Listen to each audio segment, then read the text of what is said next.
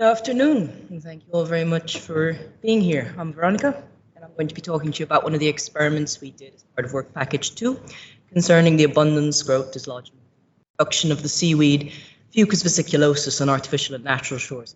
Now, I know that some of you may have seen this presentation before, but I don't think we spoke too much about seaweed, really. So the main question to be asking here is, why Fucus vesiculosus, and why do we care what's happening to it in artificial structures? A number of seaweed species, including the large brown seaweeds, fucoids and kelps, are considered to be ecosystem engineers. So they're structurally important to the biological communities in which they occur. Not only do they provide shelter for prey species and juveniles, but they themselves can be colonized by epiphytic flora and fauna. Fucus vesiculosus in particular was suited to this kind of experiment because it's an intertidal seaweed which is very common on rocky shores around the Irish Sea, and its growth and reproductive cycles have been well documented. It has a complex three-dimensional structure which supports an associated community of biota, and it can establish populations on artificial structures, including seawalls such as this one. Now, we know that artificial structures are fundamentally different to natural shores in a variety of ways. They tend to have a lower heterogeneity, so fewer microhabitats available for colonization. They're made of different materials, mostly marine concrete. They tend to be subject to higher levels of both natural and anthropogenic disturbance, and most structures have a more severe slope than natural shores. And so we would expect that aspects of the ecology of Fucus vesiculosus are influenced by these differences. So we identified 4 main hypotheses. First, that the percentage cover, density, and biomass of the species are reduced on artificial structures compared to natural shores. Second, that the growth rate is decreased on artificial structures.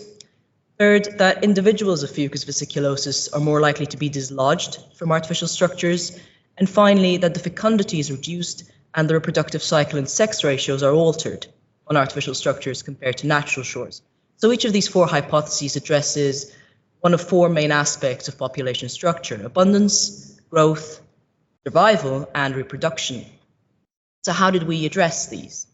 We identified 16 sites along the Irish Sea coast, 8 on the coast of Wales and 8 on the coast of Ireland. On each coast, we had 4 artificial structures, shown here as filled-in circles, and 4 natural shores, shown here as blank circles. And at each site, we established 4 experiments, each aimed at addressing one of our 4 hypotheses. For abundance, at each site, we deployed 10 quadrats of 50 by 50 centimeters and took 3 measures of abundance within each quadrat. We took percentage cover, we counted the number of individuals, and we removed 2 individuals and weighed them to get a measure of wet weight biomass. To address our growth hypotheses, at each site, we established 3 patches of 1 meter square, and within each patch we randomly selected 5 individuals. For each individual, we selected a number of tips or apices and punched a hole 2 centimeters below the tip. Because Fucus vesiculosus exhibits apical growth, so it grows from its tips, in this way, as time passed, we had a reliable measure of how much the individual plant had grown, and we returned to measure this regularly over the period of study. To address our dislodgement hypothesis, at each site, we established 3 patches of 1 meter by 50 centimeters and tagged 10 individuals within each patch, 5 along the top edge, 5 along the bottom edge. We then returned periodically to count how many individuals remained.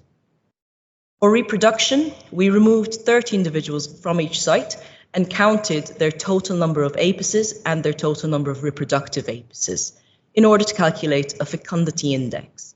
The image on the right here shows an individual with reproductive apices, so they're kind of swollen, kind of knobbly. They're easy enough to identify.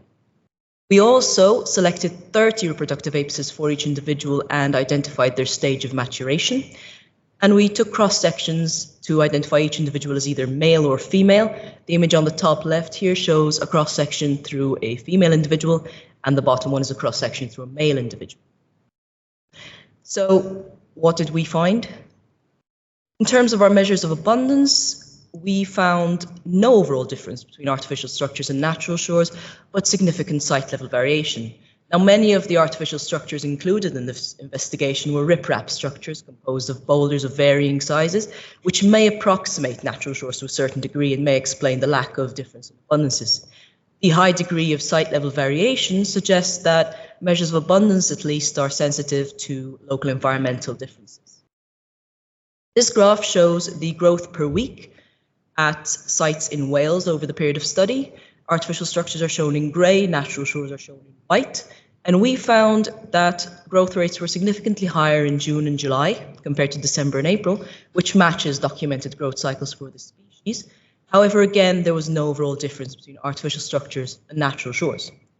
Now, in terms of dislodgement is where it gets particularly interesting, because we found that dislodgement was higher in artificial structures, higher in Ireland than in Wales, and sites differed in terms of their dislodgement, but this varied from month to month. All of this is shown in this graph, which shows the proportion of individuals dislodged at each site. Again, artificial structures are shown in grey, and natural shores are shown in white, and Irish shores are outlined here in red. Now, this is generally what we would expect. We've already discussed that artificial structures are subject to higher levels of both natural and anthropogenic disturbance, both of which contribute to the loss of individuals. And again, the site level variation here suggests that local environmental conditions may influence the long-term sustainability of populations of this species on specific artificial structures. In terms of reproduction, this graph shows the mean fecundity index at each site. Again, artificial structures in grey, natural shores in white. And we found a significant difference in fecundity index between the two types of shore in April, but not in any other month. Now, looking closely at the graph, it looks like in April, the fecundity index on natural shores is not only higher, but also less variable from site to site. How do we interpret this? Most Fucus species, including Fucus vesiculosus, have a lifespan of about 3 years. They can be reproductive after their first year, but they tend to reach maximum reproductive capacity after about 2 years of life. We've already seen that artificial structures have a higher rate of dislodgement than natural shores, so we postulate that individuals are being removed from these structures before they reach their peak reproductive capacity. So you end up with a situation where artificial structures are supporting younger populations with a lower overall reproductive allocation. So what does this all mean? We found increased dislodgement and lower fecundity on artificial structures, but no differences in abundance or growth rates. This may indicate that artificial structures are supporting sink populations, which are being fed by source populations on nearby natural shores. And this has implications for the management of existing artificial structures, as we may want to consider, for example, seeding artificial structures that have no link to a nearby natural shore. It also possibly indicates that if natural shores are substantially replaced by artificial structures, this may have implications for the sustainability of populations of Fucus vesiculosus as a whole. Thank you all very much for listening, and all my acknowledgements and various funding sources. I'm happy to take any questions at this point. Great, thanks very much indeed, Veronica.